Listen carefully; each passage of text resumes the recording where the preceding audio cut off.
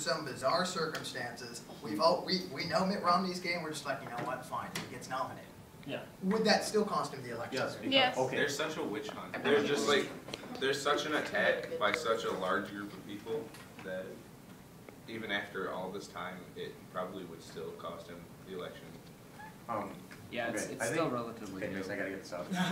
The main thing you guys are missing here is the people who vote Republican have a very strong belief in family. And the idea that this man doesn't, like, he doesn't understand the bond between a man and a woman, traditional marriage, that he is out of the picture for them. Like, family is one of the main points of the Republican Party, so in that case, Even if you would be the best every Republican vote would be gone. You can't just say like that every Republican would not vote for somebody because they are gay, because again, every value is not going to line up correctly. So if that person, again, if that person was gay and other things lined up or whatever, and they were the better presidential candidate, not every Republican's going to Well, like, if we have to sort of look at the scenario, like, okay, he's running as a Mormon, and all of a sudden, midway through, he goes, I'm gay. Now, I mean, I think maybe if he'd been gay for a couple of years, let's say he was. Yeah. By Well, some okay. magic, he was nominated. See, now that would be different, because people would be used to the idea. It wouldn't be so shocking and out there. But I mean, him coming out, like, if he was just, oh, I'm gay, and I have been for a while, sorry for lying to you all. Why is it a lie to suddenly reveal something that nobody would know? They're not revealing information that's none of your business. But I'm not sure that's the same thing as a lie. Well, he's lying. He's lying in a that I'm sense. heterosexual. He'd be lying in a sense because his religion is very strict to the point where it is a man and a woman, and he'd be lying through his religion.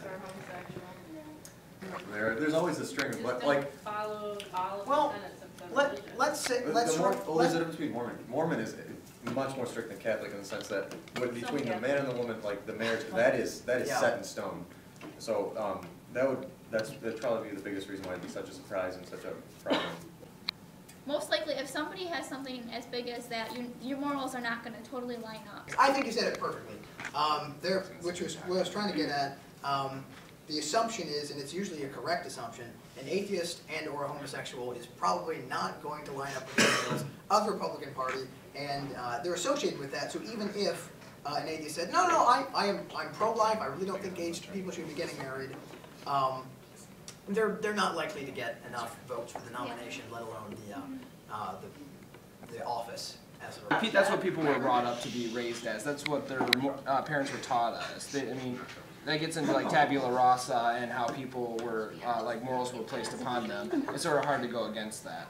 So, I mean, to say if we were comfortable with the idea that that man, I'm bad with names, I'm sorry, was Mitt Romney was had been gay for a couple of years. If people had nominated him and were given that support, then I think he would actually maybe stand a good chance. But still, gay people and homosexuality is still pretty new to the country and to the world almost. I mean, it's been around, but it's getting more. The widespread acceptance of it is kind of new. Yeah, the idea of accepting it. Like the passing.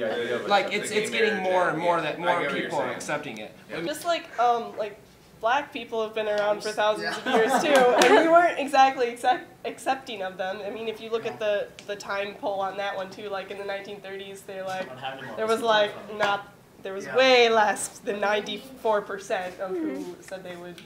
Yeah, and if you can see at the 4% not voting for Catholics, it's pretty clear that the rift in Christianity is healed very well.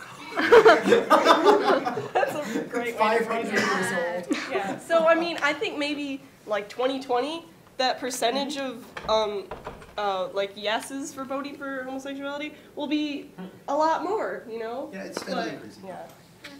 We'll just see how it turns out. I think also just to wrap up, because we spent most of our time on the two really homosexuality and atheism. I think completely disregarding morals and stuff, it'd be different. I think someone might have a chance if they were homosexual and they admitted it, but they didn't have a life partner.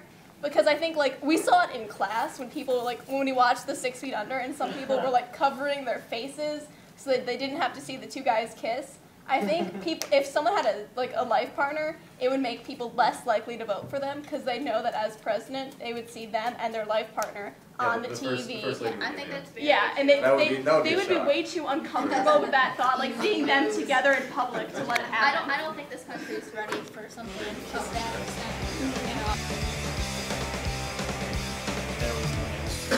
She was talking about like not being able to vote for someone older. Why wouldn't we want someone with more experience? It's not necessarily well, I mean, it's an ethical issue, but it's not necessarily just an in-your-face moral struggle there, anti. Yeah.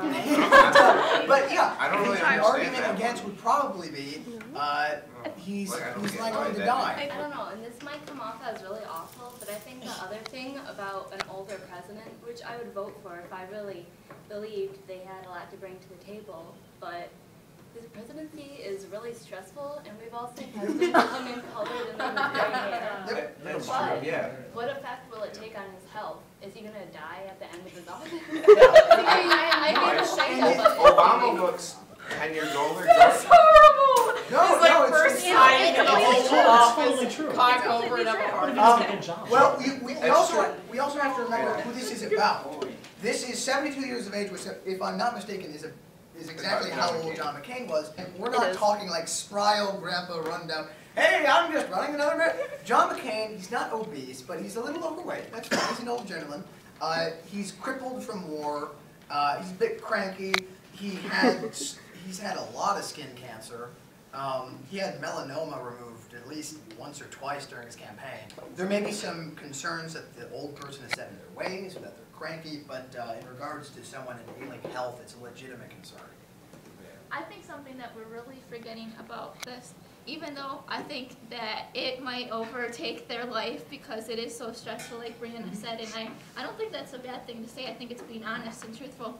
But I think this person has had 72 years to evaluate president after president after president, seeing what has worked and what has not. Can I interject that Absolutely. Ronald Reagan was very old, Yeah. and that they have documentation now that seems to indicate he was experiencing Alzheimer's. Yeah. Do you want someone who's maybe experiencing Alzheimer's as a leader You of could, the nation? if worse came to worse, you could technically just impeach them, or if his health became that bad, you could just have the vice president It's take not over something until that you then. can really diagnose fully without doing an autopsy, so it's not like you can kill him to look at his brain. Illnesses are increasing.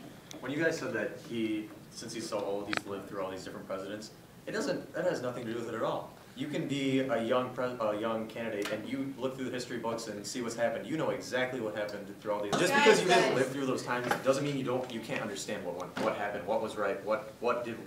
Living it doesn't all of a sudden make you. Belinsky has a point, yeah, you know what happened, but everyone else who's, saying things at the same time has a point that I don't think you could really understand, like, what happened and, things that, unless you were, like, there, and unless you... Do the history books tell the whole story? What I'm saying, No. it's not like this thing that will ultimately, it's like this big thing. It's not going to change his presidency like that drastically. It's not something that he can, like, he's not going to implement all these things. I'm gonna find where we agree here. I think with the possible exception of Belinsky, we all agree that with age does come experience, but the detraction there is if they're in ailing health, that may not, if they are in ailing health, that may not be enough to offset whatever gain they've had, whatever wisdom they have. That's my point. Okay, so your point is that, just because they're wise doesn't mean we should necessarily vote for them. Exactly. Okay. There's a proverb that what an old man will see sitting down, even if a young boy climbs the tallest tree, he won't see it. So it's experience. It's much better than just reading the textbooks. Yeah, because you can read about the Great Depression, but to live in it is something completely different. To understand what those people went through is something completely different. So to see a president and his decisions affect upon the nation and living in that time period is something completely different than just reading about their decision in a textbook. I would like to point out that living through something doesn't necessarily mean you had any idea what was going on. Exactly. John McCain definitely learned the lessons of Vietnam. Oh, well, of course.